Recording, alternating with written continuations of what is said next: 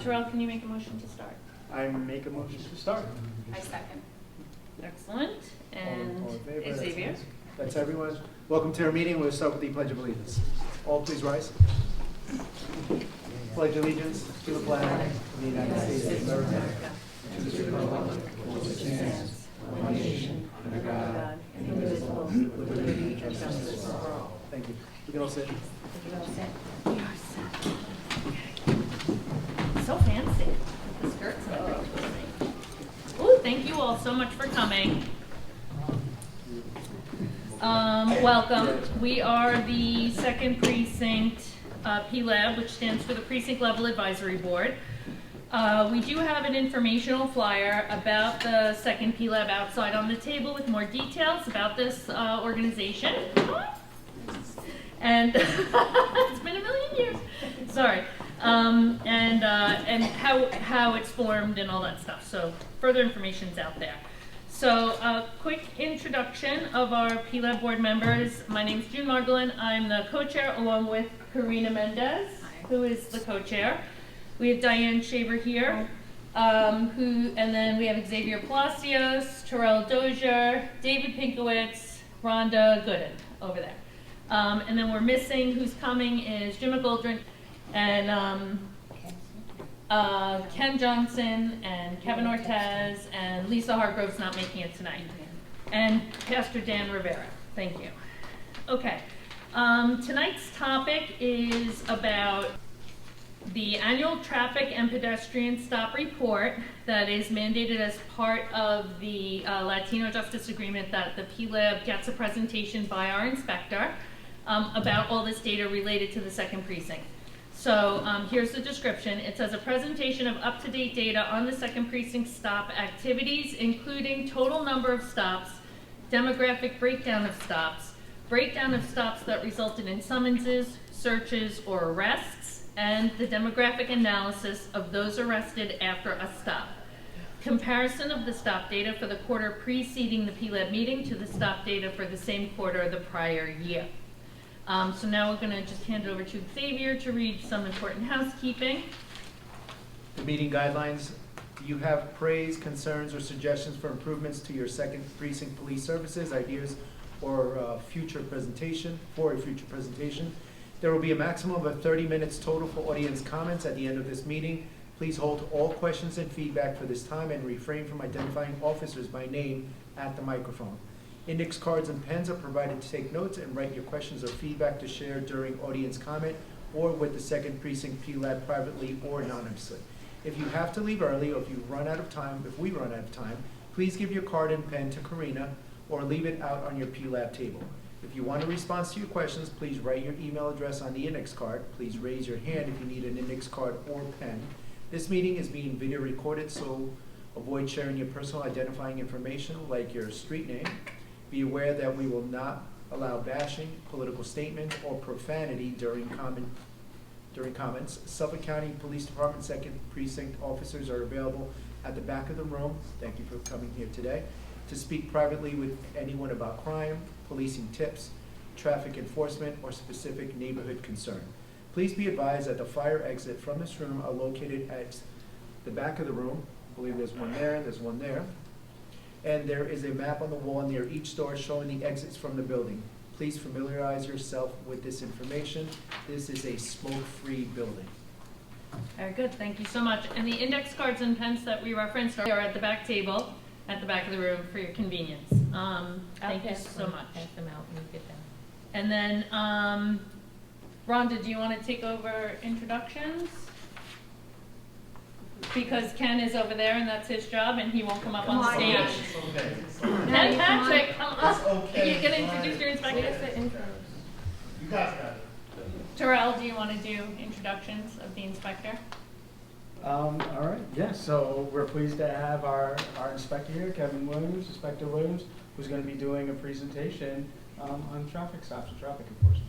And Inspector Williams, if you can introduce your officers and our brand new captain that we've never met before. Yes. So for those of you who have never met me, I'm Kevin Williams. I'm the commanding officer of the second precinct. I'll get into the traffic data in a minute. But we have our deputy inspector out there, Joe Hasworth, second in command, and then we have our operations officer, Captain Teddy Martinez here, and he's going to just really quick introduce himself and maybe give him a little history of where he's been around on the police department. So if you Would don't love mind. that. And if you don't mind talking into the microphone. You bet. Thank you. My name is Ted Martinez. I've been a police officer now for about 26 years. I started out, I did a little bit of time in the NYPD, but then got called for out here. So after I came out here, I worked in the 3rd precinct for a vast majority of my career. I went through patrol there, I went through crime control and plainclothes, and then worked my way as a detective.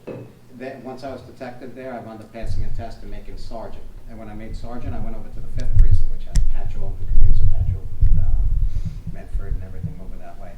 Over there, I became the CSU boss, which is in charge of the events and parades and also things like that. And while I was there, COVID wound up coming out and things like that, but I did pass the lieutenant's test.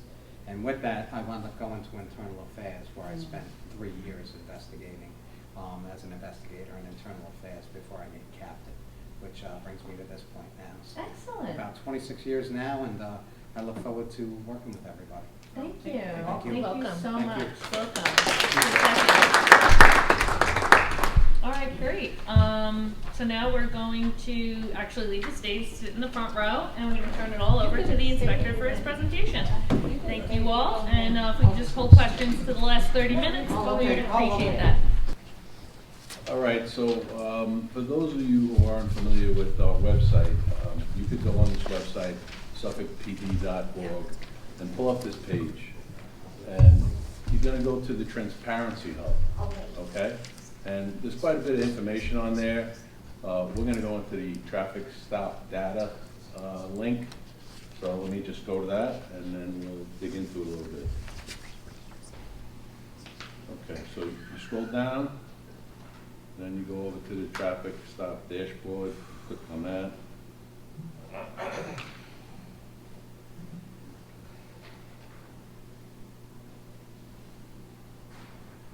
And so this brings you to basically, this shows all of Suffolk County, and we're going to break it down to just the 2nd precinct, because that's what we're concerned about.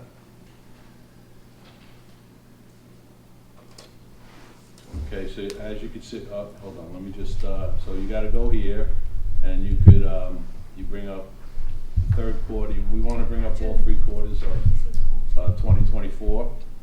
So shift it over, quarter 1, hit control, and hit that. That's better, thank you. Really adjust it more than that. Okay, can everybody see that? Yeah. Okay, so we're gonna scroll on over to the 2nd and click on the 2nd precinct. So if you look up at the top right, you'll see total stops from January to the end of September, the 3rd quarter, 13,157. And then right next to that, it shows you total stops with searches that were performed on either the drivers or maybe a passenger. So we're looking at 1.2% of cars that were searched out of 13,000 stops. I would say that's a pretty low number, so I don't really have too much of a concern that we're over-searching vehicles. Part of our job entails that, and we could get into that a little bit more. So if you scroll down, or let's go over here, you could see where a lot of the stops have occurred. So if you go on the map, and the darker area, the darker blue area is Huntington, and we did 4,000 stops in the hamlet of Huntington. And then just move up a little down to Huntington Station. We had 3,000 stops in Huntington Station. And then as you go through and you see the different shades of blue, you can go over here to Dix Hills. There's about 1,800 stops in Dix Hills. The other hamlets, not so much. Melville, 827, Elwood, 316, Greenlawn, 458, East Northport, 788, and then Comac, 580. So a lot less in the other hamlets, mostly concentrated in the hamlet of Huntington and Huntington Station, with the most being in Huntington. We can go over here and look at reasons for stop by driver disposition. Scroll a second, give me a second. He's gonna scroll. Okay, so you see, here's the total amount of stops, Can you all the way scroll down here on the bottom. And then by dispositions, okay, so, if you look at moving violations over here, okay, you have, moving violation, you got stop, whoop. Hold on.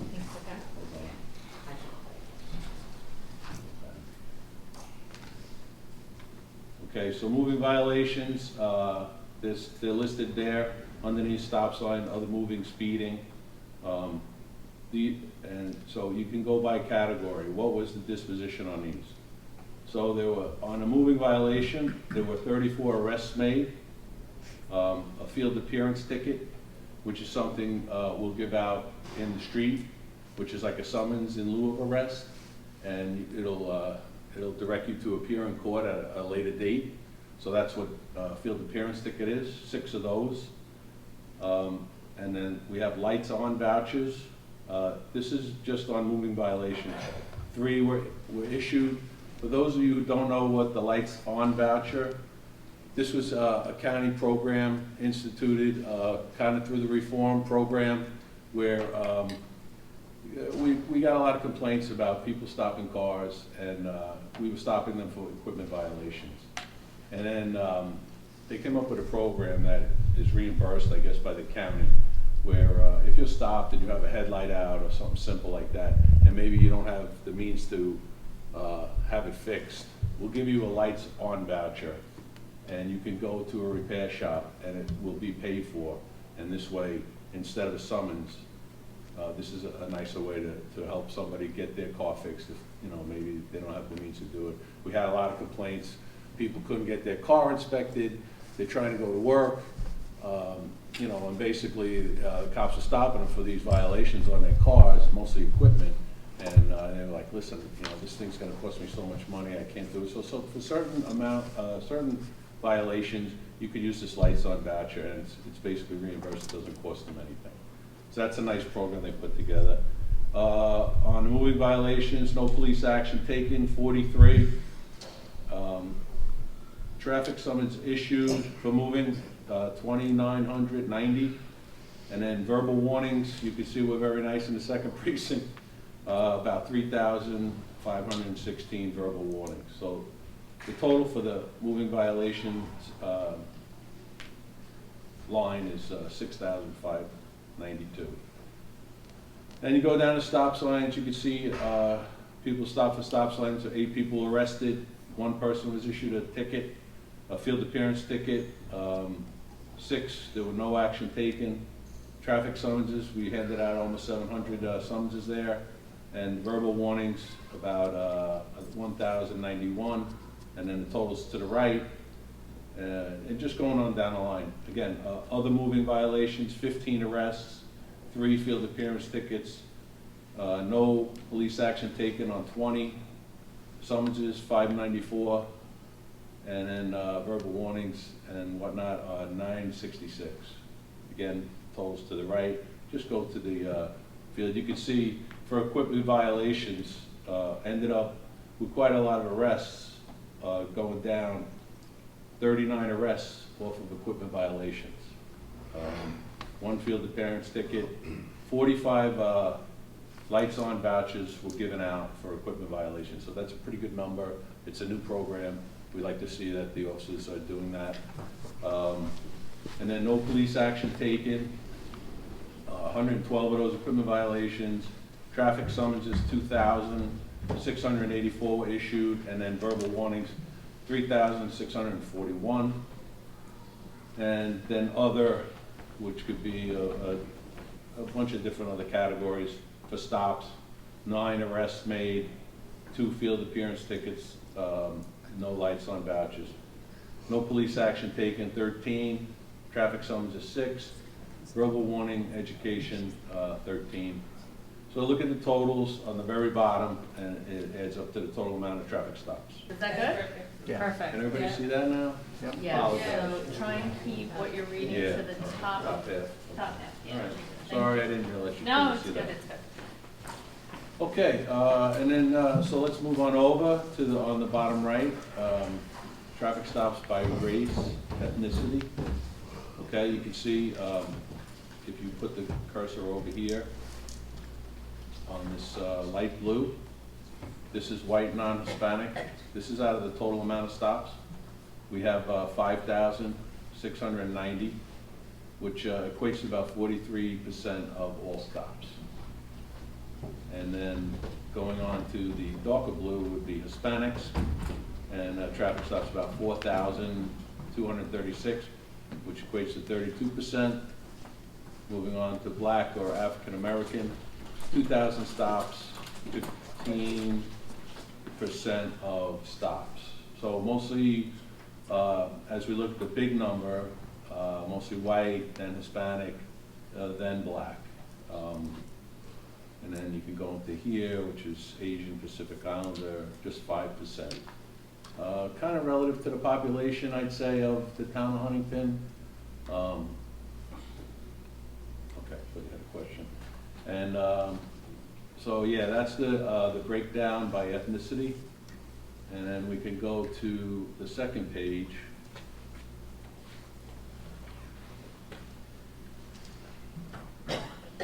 Which brings us to searches.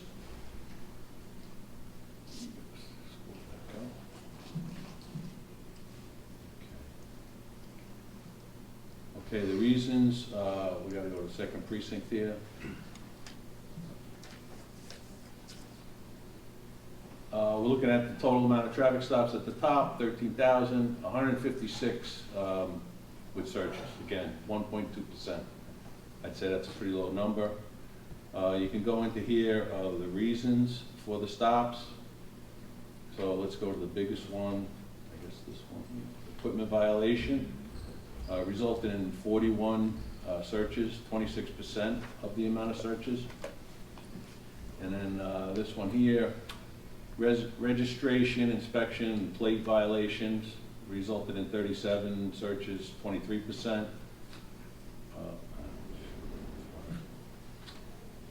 And here we go. Other moving violations, 33 searches, 21%. These are just all the reasons the cars were stopped and then searched. So you can dig into all these little ones if you want. Probable cause of a crime, reasonable suspicion of a crime, speeding, red light, stop sign, seatbelt. Lower percentages. So mostly equipment violation, other moving violation, or registration / some kind of inspection or plate problem with the car. Speaking about that, just so you know, most of our cars in the second precinct are equipped with cameras, and we also have plate readers. So most recently, when reviewing a lot of these vehicle stops on the body-worn cameras, I'm seeing an awful lot of cars stopped for registration violations, suspended registration. If I look at, like 20 stops, I'll probably see about 8 of them. And I mean, this is a nice tool that we have, that these cameras pick this up. But there seems to be an issue with people when they change their insurance companies and whatnot, that either that paperwork is not being forwarded properly, and it's resulting in a suspension of their registration. So I see an awful lot of that, just to let you know, if you're wondering why some of these stops are this, because you would never know someone's registration is expired just by being behind the car unless you actually ran it. But these plate readers do it automatically, and then when we get that hit on the screen, we have to pull that car over because technically they're operating with no registration, which you're not even supposed to be on the road. So just a little bit of information out there about that. And let's see, searches by hamlet. So we'll go over that. We'll go to the right and take a look at that. Let's go to the darkest blue, which is the most. Huntington Station, 92. And then we go into the village of Huntington or the hamlet of Huntington, 30. Next would be Greenlawn, I think, with 6. South Huntington, 3. Very low numbers in the other outlying hamlets there. So mostly in the station and in the village. we have a big concentration of people there, so that would be part of the reasoning of that. Let me go down here.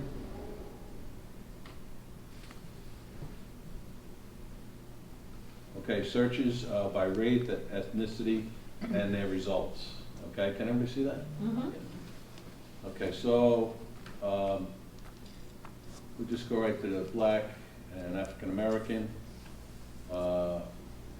Nothing found. 32. So a total. If you just total it up, okay, we're looking at 43 searches total. 32. Nothing was found in those searches.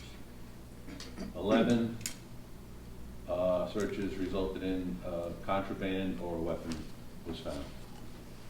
Going down to the next topic here is Hispanic. So the total would be, what, 54, I'm sorry. 45, nothing found. 9, contraband or weapon. So we do a decent amount of searches. Maybe a third of the time we're finding something. Here, white, non-Hispanic, 44 searches. I'm sorry, the total is 58. So on 44, we found nothing. And 14, we did find contraband or weapon. And then shoot over to this side. Oops.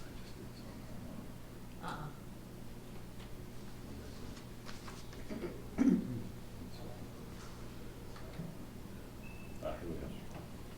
go. This was the disposition of the searches. So if you look at the top, the color coding tells you the different dispositions. Verbal warning, being this blue color here, 23% of the time on 10 searches, and then 27% on the next one, which was 12 searches. There was a traffic summons issued, and then going over to the right, you have an arrest, 44% of the time on that. That was for black and African Americans. And then going down Hispanic, again, a verbal warning, 16%, 31% for traffic summons, 46% for an arrest of that. And then, well, these here, the orange, are the field appearance tickets also. So you have 2 for black and African American, 3 for Hispanic. And going down to white, 14 searches, verbal warning, 11 searches, traffic summons issued, 2 searches, no action taken, field appearance ticket on 2 searches, and then arrests on 29.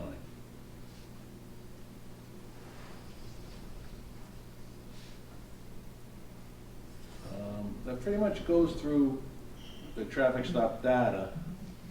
I do have a list of questions that I can go over. Does anybody have questions that anybody want to go on to this and look at stuff? Can you show them how to zoom into the neighborhoods? Because you could literally see exactly where the stops happen on that map. You can zoom in. The Huntington here? Yep, yeah, any of them. Yeah, click on Huntington. How did I get to it? How did I get to it? View location on map. You see the tiny link above the word searches by Hamlet? I see.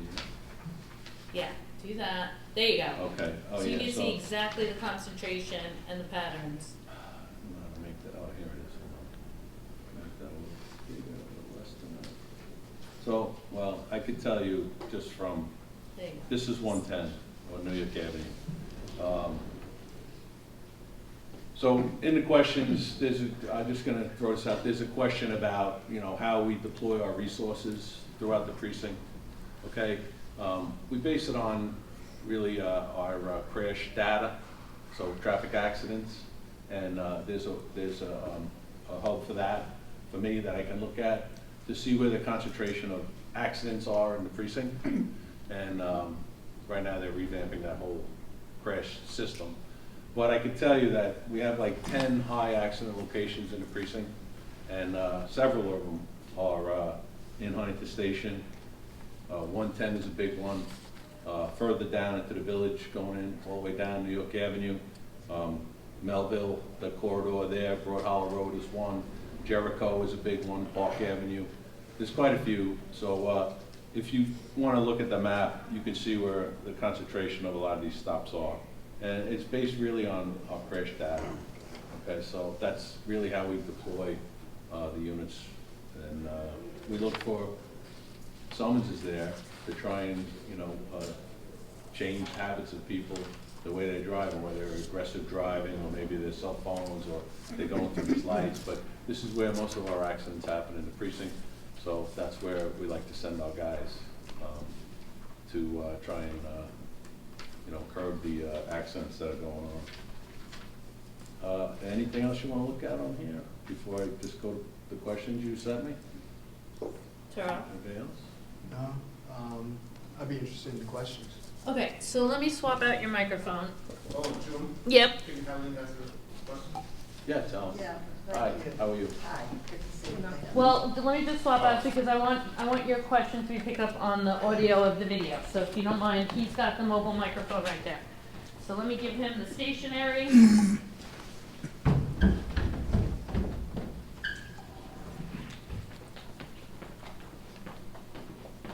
Don't run. Trip and fall. Again, anybody can go on this, and you could play around with this however you want. If you have certain concerns, where maybe where you live, and you want to see what's going on there, you can look at the stops and that. What?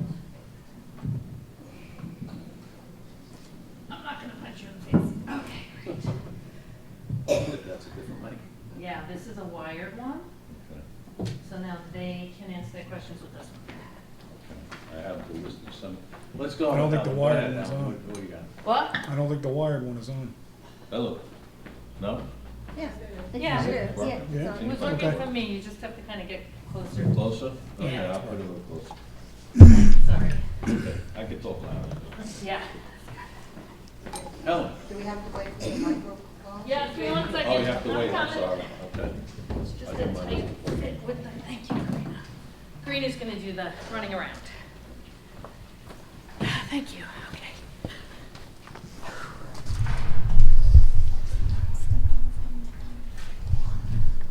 I have a question about the relationship between the traffic accidents and the stops. And the question comes from the fact that Suffolk County happens to have the highest fatalities in the whole state of New York. And so that, I would think, should be a priority. And just looking at the type of stops that we have, if most of the stops are equipment violations and things like registration, those don't really deal with traffic accidents and, reckless driving or something like that. So that those kinds of things usually take a longer time to, extended time to give the tickets or whatever is the result of those stops, and less stops have to do with speeding and aggressive driving. So I'm wondering, why is that? Because those two things are the main causes for fatalities and car accidents, as opposed to your registration isn't accurate or you have a broken taillight. Yep, I would agree 100%. Sometimes when I look at the numbers, I do wish that we did have more moving violations, speeding, that kind of thing. It's definitely a concern of mine. I know that, those kind of things, aggressive driving and speeding causes accidents with injuries. And that's really what we're supposed to be out there, trying to prevent. So we do have a couple of officers here that are in a specialized unit that they pretty much concentrate on that. Unfortunately, generally the regular patrol officers who patrol every day are tied to 911 system. So they usually do their traffic enforcement when they're not handling other calls. So sometimes, there's not a lot of time. Not to say that, they couldn't do it, but we do have specialized officers who do radar and who do laser speed enforcement. And we do try and hit those spots. Could we do a better job? Yeah, I think we could. I know the department on a whole is concerned about the fatality rate. We all one of the highest. We just had a meeting today with all the chiefs and everything, and that subject did come up. So, yeah, it's a great question, and point taken. Thank you. Yeah, you're welcome. We should do the board. I'm sorry, we should do the board questions first. No, no. Yeah, no, I agree with you completely. So you want me to move on to these written questions? Yeah, so did you want to address those? Do you want to wait for him to address? He has the list. Oh, Yeah, I have. You want me Yeah, to he read them? has the list. Yeah, if you could read the question. Yeah, and then- okay. So I have a list of questions that the PLAB board submitted to me, so we'll start with them. Let's see, overarching goals. Does the precinct have specific goals and objectives related to their traffic enforcement strategy? If so, what are they? Well, this is kind of what you just touched on. I would say yes, we do have goals. Reduce the speed of everybody out there because way too many people speed. Reduce accidents, and especially those kind of accidents that cause injury. Yes, that's part of our goals in the precinct. And then the next question says, what role does preventing car accidents and fatalities have in the precinct's goals? Again, kind of the same question. It's a high priority for us, for me anyway. Can I get the message out there to my officers to concentrate more on the speeding and the aggressive driving? Yes, and we will try and do that. We'll see if we can increase our moving violations. We do have a lot of other violations that we write, but I would prefer maybe less others and more concentrated on the speeding. The third question, what has the precinct or the department done to prioritize the prevention of car crashes and fatalities? All right, so we would do some directed enforcement with our specialized CSU officers. Those are our officers who basically do speed, they do moving violations. We get, at the community meetings monthly, we get plenty of complaints of spots where we need to target, and we target those. Also, the department has created that crash dashboard, so it can specify some of the locations that I can deploy the manpower to try and curb these types of issues with accidents. So that's a nice tool for me to have. Next topic is policies and training. How do second precinct officers communicate with non-English speaking individuals during traffic stops? So it's really no different than any call we'll go to if we have a language barrier. Basically, we have the language line. That's a tool that we use when we can't get a bilingual officer down there. I can tell you that I prefer the bilingual officers. We have quite a few now in the second, which is really nice. And I think the officers on patrol prefer that. It's easier just to call a guy over real quickly if he's nearby, but sometimes we don't have that option. And then we are required to use the language line, which is, it's a translation service that we have, and the officers have a tablet in their car and they can just dial it up right on there, and we get a translator, and they can go over to the car with the tablet and basically use that for translation on a traffic stop. So that's what we do with that. Next question, I'm sorry. What do precinct department level policies and guidance say in regards to investigations during traffic stops, pretextual stops, and officers engaging in phishing exercises? So, what can I say on this? Listen, basically, we stop vehicles for vehicle and traffic law violations. We don't have phishing expeditions or whatever you want to try and call it. We don't practice bias policing. We don't pull cars over just because of the person's race. If you're behind a car, okay, even during the day, I would say it's very difficult to tell who's driving that car. So I don't know where people get this notion that we pull cars over based on race. I don't believe it. I don't see it. We don't do that, and we're not allowed to practice bias policing. So I don't know, how people get to these determinations that we might do this, but I wouldn't accept it if it happened in the precinct, and I don't believe that we do that. Next question. According to the Reform and Reinvention Plan, as well as the Latino Justice Settlement, officers are expected to give out business cards when they engage in a traffic stop. My understanding is that this has not yet been implemented, even though it has been a few years since Reform and Reinvention was accepted by the legislature. When can the community member expect this initiative to be implemented? Yes, we are doing this now. I can tell you that all of our officers have been supplied with their cards, and there's certain criteria. If they don't issue a summons, or if an arrest is not made and they stop you, they're supposed to give you one of these cards. And so I haven't gotten any complaints that anybody hasn't gotten a card. So they know that that's the policy. Their supervisors are supposed to be checking up on them and making sure that they're following the policy. You guys all got cards, right? Yes, sir. Yeah, so we do have this policy implemented now. Can we see one of your cards? Do you mind? In my bed. Okay. Anyone? Does it have the, so it has a precinct phone number and It their has badge a lot of number? information on it. It has their name, precinct, I believe, maybe internal affairs number. We'll get one for you. Great, thank you. And we'll pass it around. Oh, yeah, thank you so much. Thank you. All right, moving on. Okay. According to the Reform Reinvention Plan, it states SCPD will prohibit consent searches during routine traffic stops, absent documented exigent circumstances, emergency situations, requiring swift action to prevent imminent danger to life, serious damage to property, or to forestall imminent escape of a suspect or destruction of evidence. This seems to imply that consent searches should be rare, but analysis shows that in our precinct, second precinct, 33% of searches are consent searches, 39 of consent searches involve Latino drivers, 31 of searches involve black drivers. What exactly is SCPD's policy around consent searches? Why does it seem not to align with the Reform and Reinvention Task Force? Okay.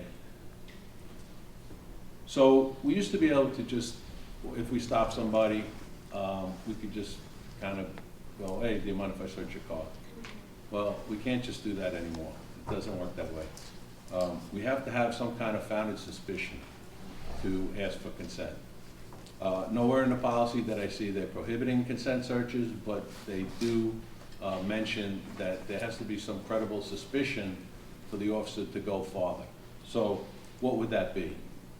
Okay, so you make a car stop, maybe there was just a robbery in the area and you see like a mask laying on the seat next to the guy. You're gonna maybe say, hey, you know, right now you're looking, this could be the guy that just did the robbery, had the mask on the car. Maybe you see what you believe to be, you know, illegal drugs or something.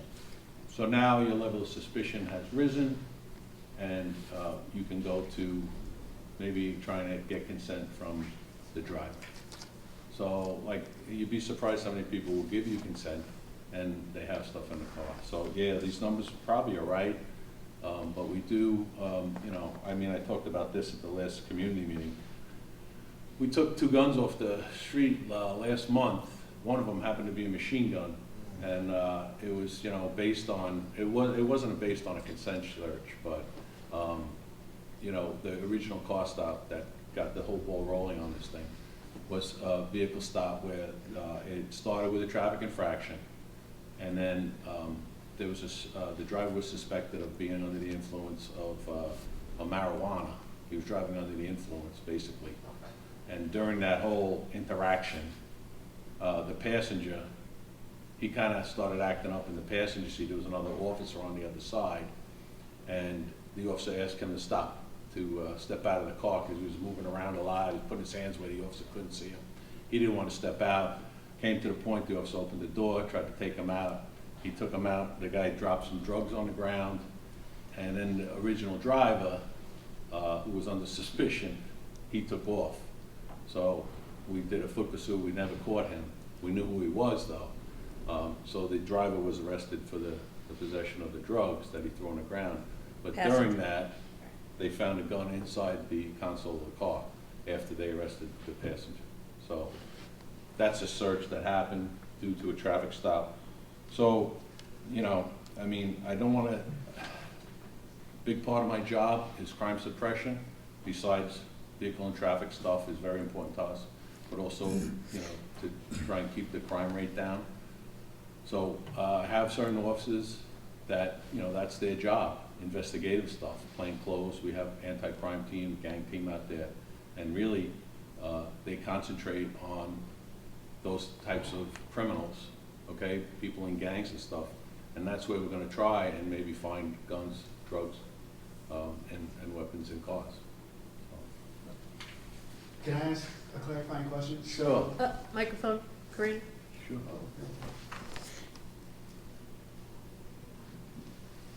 So this language came directly from the Reform and Reinvention plan? Yep. And so I guess my question is, or not I guess, but, so has SCPD updated their policy around prohibiting consent searches during routine traffic stops? Because you said that you haven't seen anything related to a prohibition of consent searches with exception to these exigent circumstances. So I'm just wondering, because these numbers do seem high if it was prohibited, right? A third of Right. Yeah, consent no, searches. So I you haven't don't- seen a policy I don't related see a to that? policy that prohibits it as of now.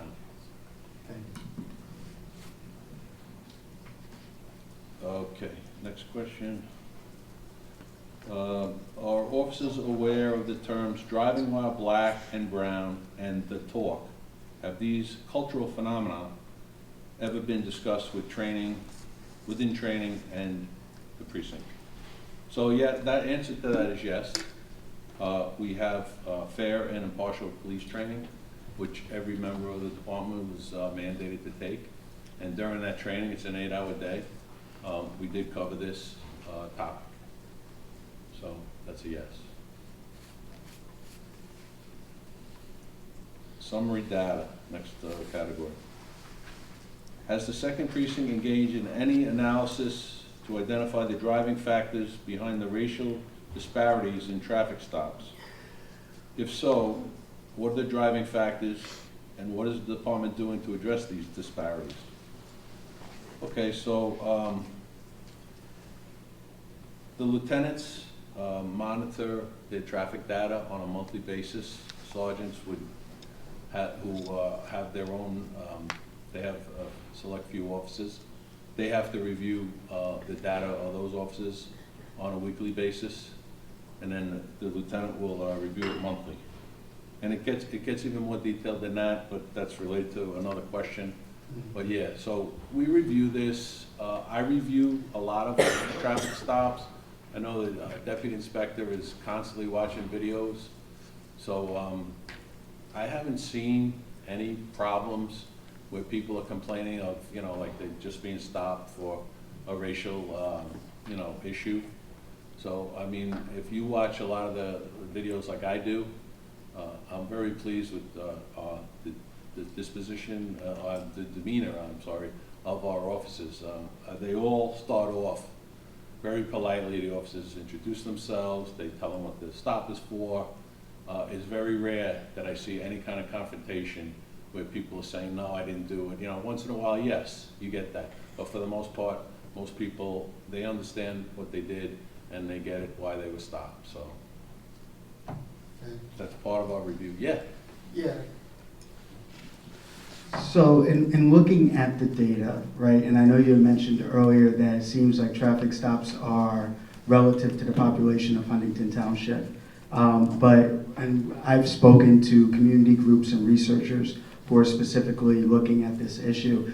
And to be fully honest, I've spoken with individuals who feel like they've been pulled over in Huntington Station and have been traumatized over their traffic stops. I don't think, if I'm being very honest, as a black man, not saying here, I'm not from Long Island, I'm from Connecticut. I remember being pulled over for the first time for what seemed to be no reason whatsoever. I think it's a pretty common experience amongst people of color. So, and then looking at the data, Huntington is 4.2%, or Precinct 2, 4.2% black, probably less of driving age individuals. and yet they make up 15.7% of the traffic stops.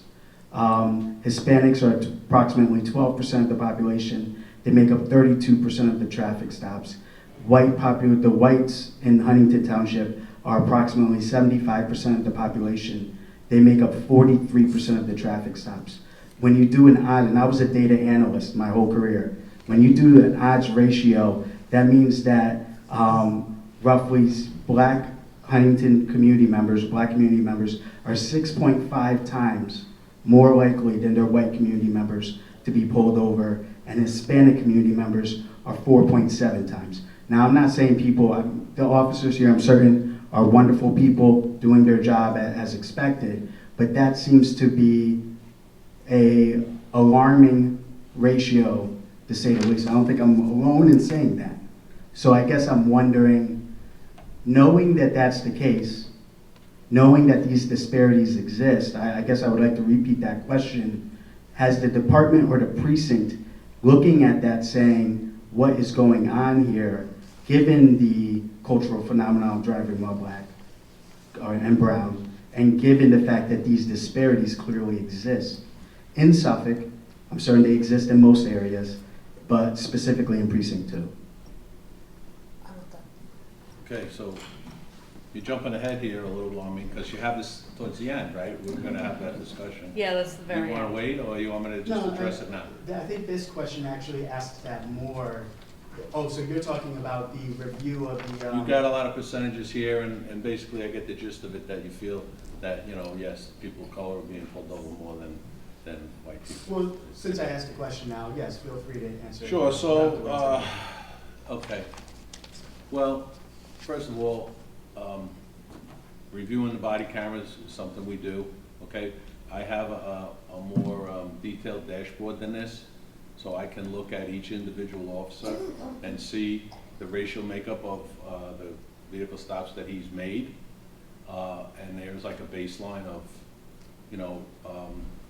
I guess the amount of stops. So if you see a guy with a tremendous amount of stops, you're gonna look at the breakdown to see. I haven't seen anybody who is, like specifically targeting a certain race. So between that dashboard that I look at and the review of the body cameras, another thing is, I know you said people have complained, but they haven't complained to the police department, because out of all these traffic stops, what was the number, 13,000? We had one complaint against an officer last year, and it was investigated by the Internal Affairs Division. Okay, so out of 13,000 stops, one complaint. So, maybe, I'm not saying that your data is, or your information, but the people should come forward to bring it to our attention, so, we can address it. And I have no problem addressing it, because I'm against it, like, what you're saying.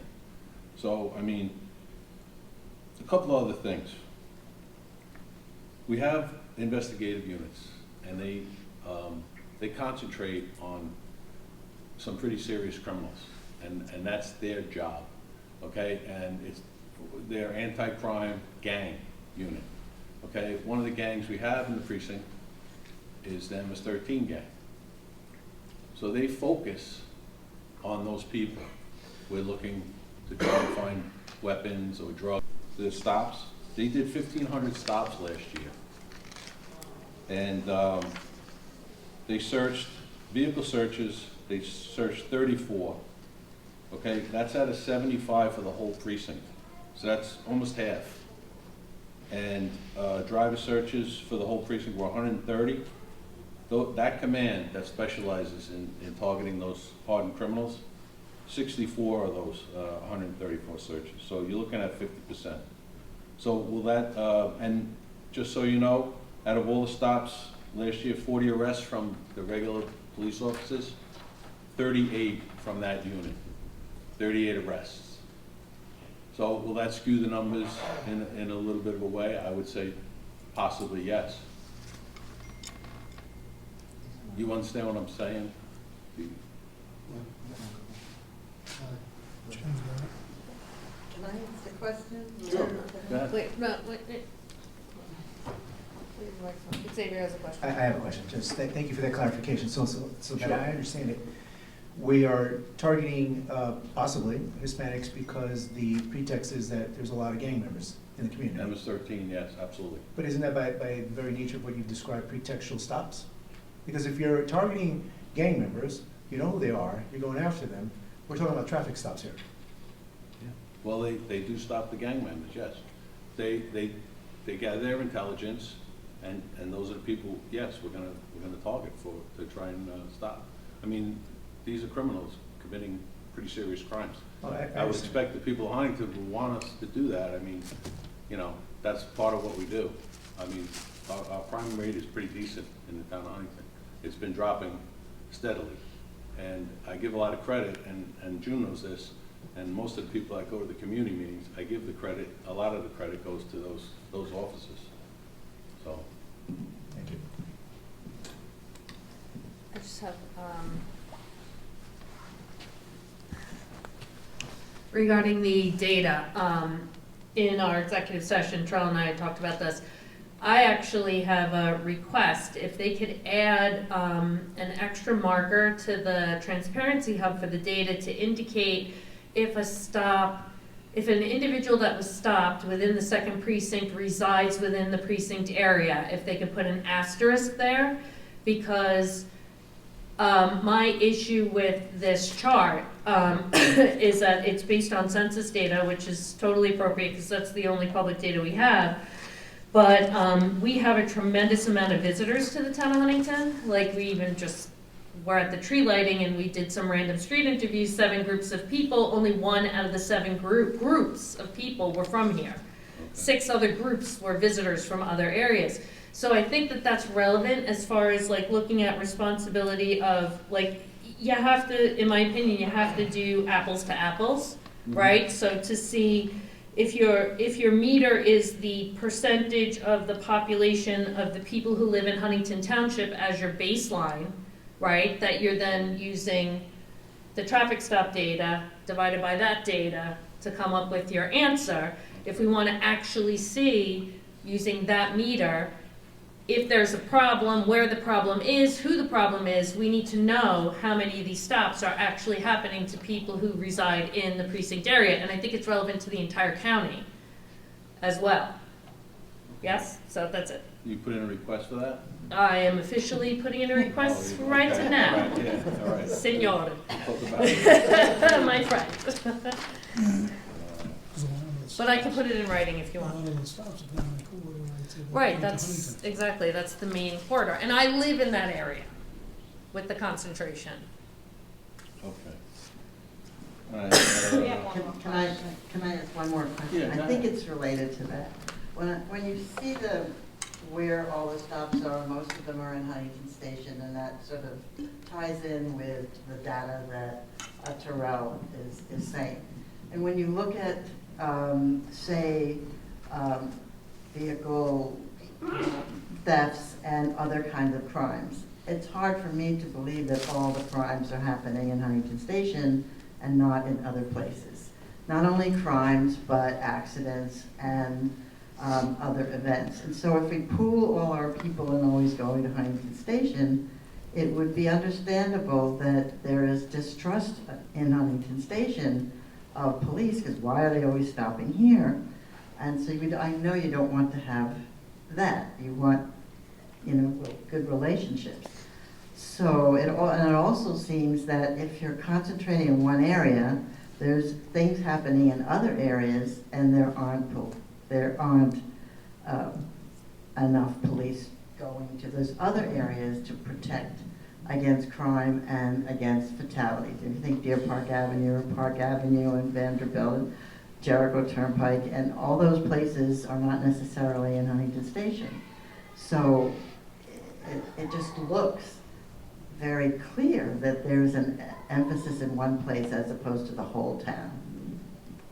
I'm glad you asked that question. So I believe actually most of the stops were in Huntington, and then the second highest Well, was if you looked at the Hamlet said Huntington Station. Huge. on the first page. So anyway, talking about the crime, okay, and that is a concern.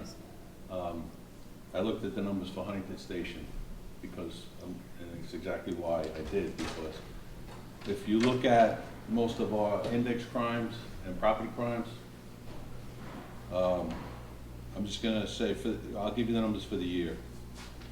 Robberies, we had 17 robberies in the precinct, 9 of them were in Huntington Station. That's 52%. Aggravated assaults, we had 80 of them in the precinct. 47 of them were in Huntington Station, 58%. Burglaries, residential, we had 27 in the precinct, we had 9 in Huntington Station. Burglaries, commercial, not so bad, we had 3. 22 for the precinct, 3 in Huntington Station, 13%. Larceny, we had 1,400 larcenies in the precinct, 579 of them are in Huntington Station, that's 40%. And motor vehicle thefts, we had 38 in the precinct, 37 of them were in Huntington Station. So if you look at the percentages, there is quite a bit of crime in the hamlet of Huntington Station. So do we deploy more officers there? Yes, and that's the reasoning. Whether it results in more stops and searches, well, we're trying to suppress crime, and it's a good question, but if you look at the other hamlets, it's not as big as a concern as the Huntington Station. It's a highest crime area, and we have to address that. Just want to talk about also shooting incidents. Okay, so in 2022, there were 17 shooting incidents in this precinct. 2 fatal, and 5 people were shot. We were having a serious problem with shootings in the precinct. I was here as a DI at the time. I would say mostly gang-related back then. Since we put this gang and anti-crime team together, okay, the shootings for this year, we went from 17 and 22, we had 5 this year. There were no fatal shootings, and there were only 2 people shot, and I can tell you that neither one of those were in Huntington Station. But going back to 22, I think the majority of those occurred in Huntington Station, just so you know. So these are, you know, some serious issues that we want to address, and that's why we put these guys in those locations. So we'll move on, I guess, to the next question. Data indicates that Black and Latino drivers have their vehicle and person searched at a higher rate than whites, yet contraband or weapon recovery from those searches are on par or lower for Black and Latino drivers. How does the precinct explain the discrepancy in who is more likely to be searched versus who is more likely to have contraband found on them? Again, this comes down to, you know, our guys are stopping cars in these high crime areas, and, you know, we're trying to get into those cars. We're targeting gang members, obviously. And then you got to look at some searches are mandatory just based on the arrest. Okay, so if you have a DUI arrest, or say you have a guy in a car who has a warrant, okay, he's going to be searched, and he might not have anything else on him. So that could be part of the disparity. Are frisks, because you're talking about frisks, right? Or are you talking Well, about these are actually searches? searches, yeah, no. I mean, we search people when we arrest them, so there are some times where, like, you're gonna search a guy who's a DUI, you know, once you're gonna completely search him, and, you know, what's the chance, I mean, just a regular DWI, most of the time he's not carrying anything, doesn't have weapons or anything, and warrant arrests are the same thing. People pull over, they might have a warrant, you search them, you're gonna come up with nothing. So there would be other reasons to search people, and then you might not necessarily come up with something. Next question. Researchers have shown numerous changes to the rules, format, and criteria of data reported within the raw data that makes it nearly impossible to engage in longitudinal analysis. The concern is, all right, I'm just going to cut to the bottom of this. This is a really involved question, and it's more of a department policy question that I really can't answer. It's really not. You'd have to really direct that towards headquarters. Okay. Okay? That's beyond what I can get into. All right, How I would can't we answer. do that? how would we direct that question towards headquarters? I guess maybe put it in an email to me and I can forward it, you know, up the chain. Okay. You could do that. Yeah, to the deputy commissioner, right? Yeah. Okay. Do you mind me reading the questions so that people here know what the No, question yeah, is? no, by all means. Because I don't think they have a list. They don't have the list. Okay. So, researchers have shown numerous changes to the rules, format, and criteria of data reported within the raw data that makes it nearly impossible to engage in longitudinal analyses. The concern is that these chart changes are done deliberately to minimize public scrutiny from community groups. That's what the community groups have said. Specifically, advocates point to the controversy that was independently verified by the Department of Justice, in which there were over 120,000 duplicate entries of traffic stops, resulting in the appearance of parity in stops between white, black, and Hispanic drivers.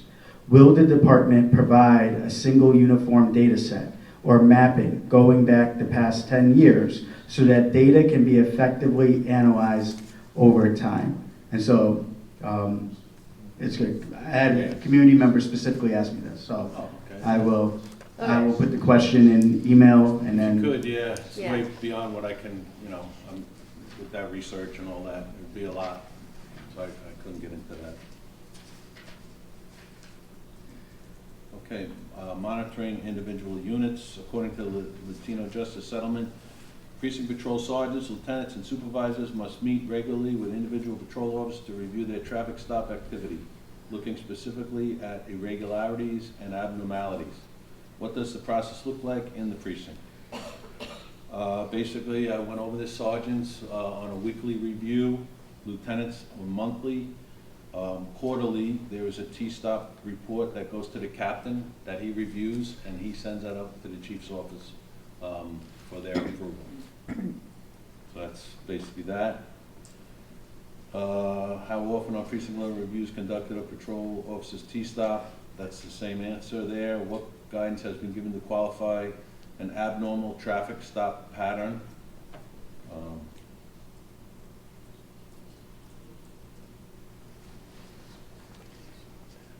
Yeah, so basically the review of the supervisor, if he comes up with something that he thinks, you know, is out of the ordinary, any kind of anomaly or something like that, he's gonna have to bring it to my attention, all right? And we're gonna have to address it at the precinct level. I mean, it depends on what we're looking at, how serious, you know, if we have a guy that is just targeting a certain race or something like that. But I haven't seen that. I don't really think we'll ever see that. But yeah, it would come to me and then we take it from there. I mean, if we had to go further with it, we look at discipline.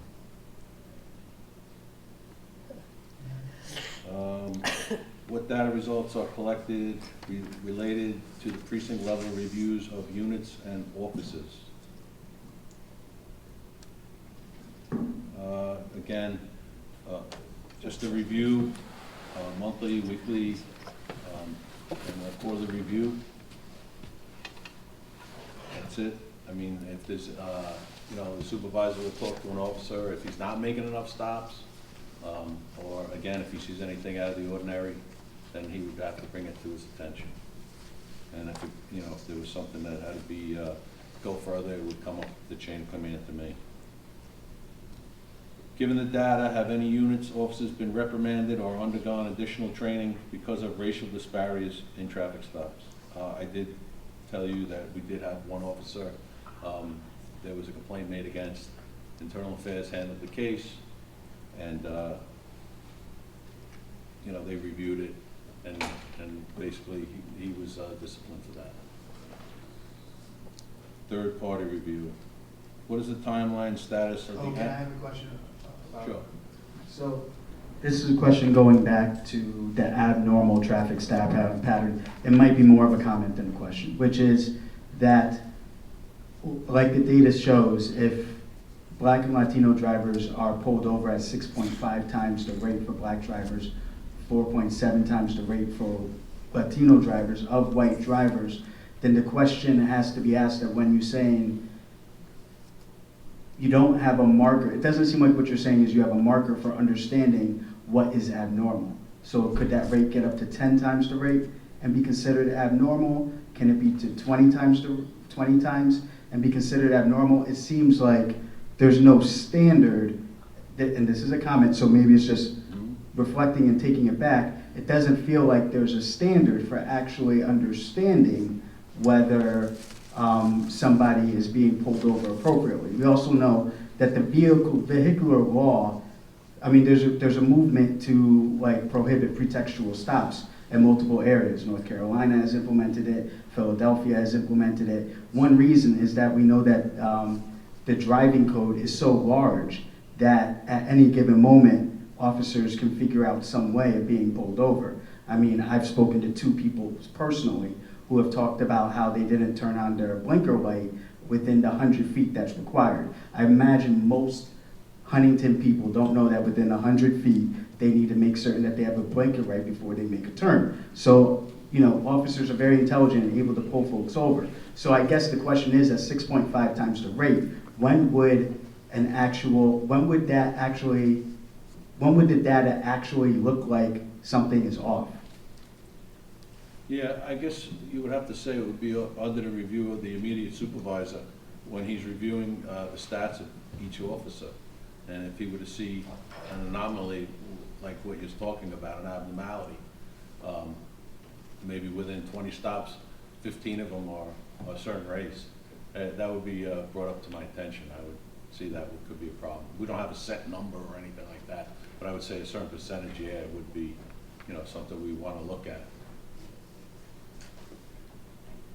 And then third-party review.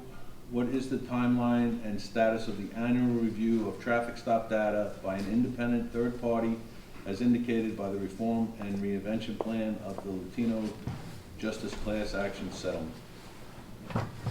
So I spoke to the chief today. He told me January of this year that report should be out. I don't know what organization is doing it, but that's the timeline he gave me, so. Cool. Okay. Any other questions? Can you go over, sorry. Go ahead.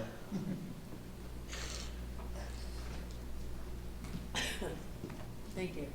So, can you go over the, how the patrol staffing is in the various hamlets, like number of officers per car, how many cars on a shift?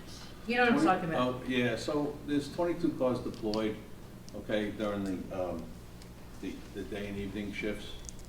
And basically each hamlet or town has a car in it.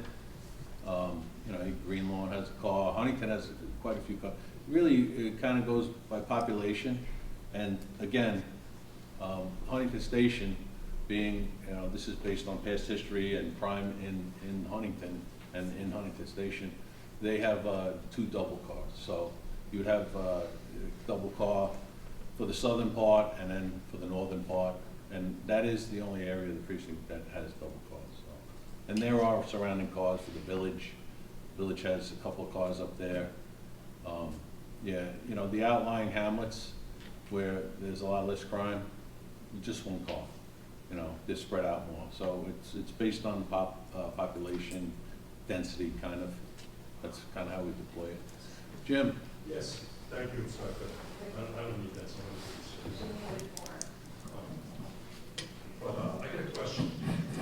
With rollovers, right? When people are stopped, and you get the statistics on what race they are, do they also include in that package what the breakup of that neighborhood is? You know what I'm saying? Like, you understand what I'm saying? Like, say, like Woodside, let's use Woodside, Queens, all right? Okay. It's predominantly Irish, okay? They're right off the boat. I mean, they have different nationalities in there. When you, Suffolk County Police Department, pull somebody over, and they take whatever the person is, whatever race they are, nationality, whatever you want to call it, do they have the stats for that area that they're pulling them over? Like if you live in Woodside, Queens, and there's going to be, say, 100 stops a day, the chances are that 80% of those stops are going to be Irish. Now, do they count, is this, I mean, are they counted in the population? And then, another big factor is, which is a proven fact right now, is that when they're coming out with crime statistics in this country right now, a lot of places, the Suffolk County report their data to the FBI, who gives out the crime statistics of that area, because there are certain places, like New York City and Chicago, is for instance, I think they are, but there are certain places in the country, they are not reporting their crime statistics to the FBI. So your statistics, when they come out with those statistics, they're screwed. No, I understand. You The understand what I'm saying? dashboard Like- breaks it down pretty good by location, on the map. If you, well, you weren't here for most of the Right. presentation, but I would encourage you to take a look at this. And on the page before, you can break it Okay. down by hamlet and then by race. You know, it does break it all down. So, No, that's what I'm just wondering, that, you know, that it's all proportional, you know? So my question is, when these stops are made, you can't ask the person to race. So how is that determined? Right. yeah, I guess, you know, we gotta use our officer's experience, you know? No, They- it's not on their driver's licenses. Yeah, no, it's not on a license, but, you know, I mean, is it a guess? Sometimes it might be, you know, but, I mean, for the most part, you can tell, you know? That was my question. Definitely not an Inspector. exact science. I wanted to just circle back. Sorry, it's dropping my phone. I think we can, or at least I can appreciate the complexity of saying, you know, there's an area where perhaps there's a higher level of gang activity, and you had mentioned MS-13.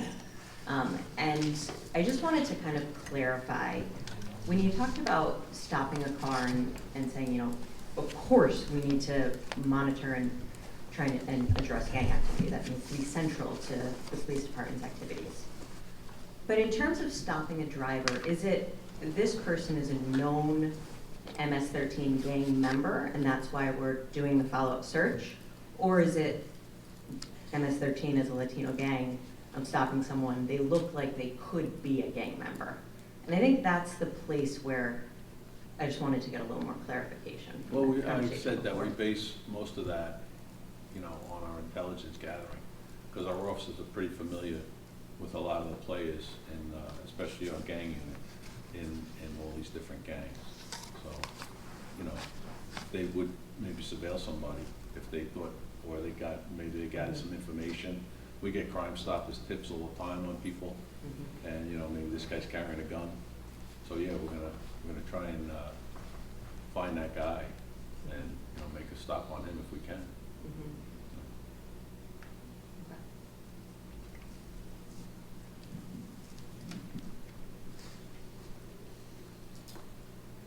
Oh, Helen, one more. Sorry. Well, No, good, ask. This is Fine. good. I almost forgot. I was asked to ask this question, and it is an important one. A lot of our immigrants now are concerned for the future, and I just wonder if there's a policy or a discussion about protecting our community members. Good question. Yeah, I'm sure everybody's thinking the same thing. You know, we don't notify, I mean, we're not calling anybody, we're not asking people what their status is. But when we do arrest them for a crime, we do send a notification to ICE. So that's as far as we cooperate with them, but that's part of our policy. I don't know what's gonna happen down the road a little bit on this. But, you know, it'll be up to, I guess, the department, maybe the county exec to make that decision whether or not we're gonna be, you know, doing sweeps with these guys. I really don't know. But, you know, that'll come from way above me. But just to let you know that, yes, when we do arrest certain people, and it has to be a crime, a misdemeanor or felony, there is a notification that does go to ICE. Even before they're found guilty. Yeah, As when long we, as they're arrested once the before. arrest is done, That's it. we send a message to them. What they do at the sheriff's, I don't know if they, you know, I don't know if they cooperate with them or not, so. Thank That's the best I can answer that. How do you know what information to send to ICE if you haven't asked their immigration status? Well, no, we don't ask it when we're on the street. We can't just go up to somebody and say, you know, are you here legally? We're not allowed to do that. That's policy. But once you're arrested and now you're in our system, yes, then that's a question. Were you born? That's part of the pedigree that we talk about. That's how that works. And if they said nothing, they say, I don't want to answer that particular question, what would you do? Yeah, with- I guess it's best guess. We run them through the system. Maybe we've had them before. Otherwise, I couldn't, you know, we're not putting anything.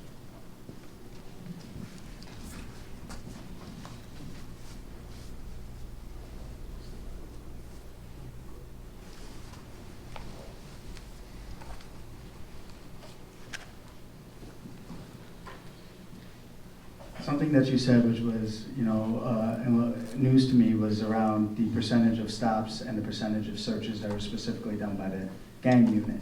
And I guess I'm wondering. Well, let me just clarify. It was not just the gang unit, okay? That whole command, which is, it also encompasses some of our traffic officers too.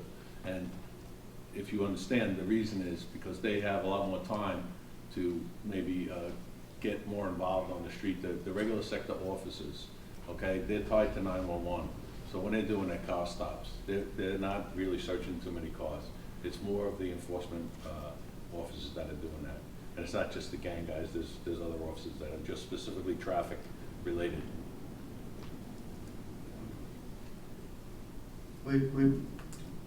The traffic officers are primarily doing the searches? Because I know you No, but mentioned. they're part of that, the numbers I gave you. It's not just the anti-crime and gang officers. There are uniformed officers in that command that does. Okay. Primarily, they do a lot of car stops. So occasionally, they're gonna see something in the car when they're doing the stop, maybe in plain view, and then that's gonna institute a search, okay? Because you know the exceptions why we can search vehicles. Yeah. And that could be one of them. And they do a lot of car stops because that's their job, primarily. That's all they do for 8 hours is they're pulling over cars. So that would be why that unit has a higher level of searching. And that's the anti-crime unit?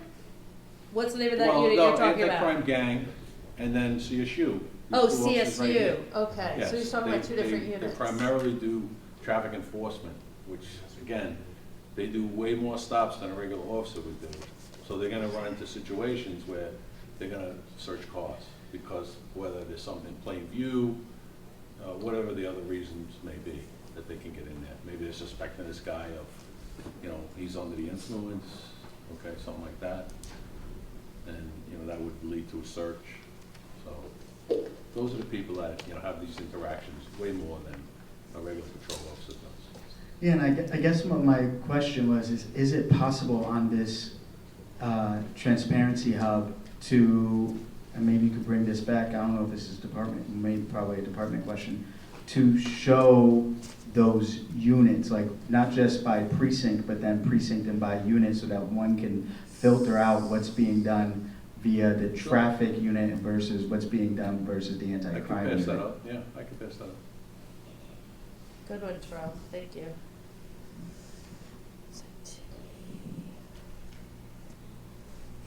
Good. I just want to wish everybody a very happy holiday season and a safe one. Thank you for coming, thanks for having me. I hope I did a good job answering all your questions.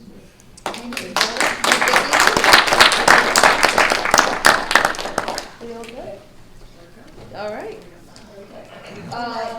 Wait, we don't have any other questions, so, I'm sorry. yeah, the only thing, and thank you for coming, and meeting adjourned. That's Diane's job. I make a motion to adjourn this meeting. I second. Very good, okay. Thank you all for coming, thank you so much. Oh, good, how are you? Did you have any questions?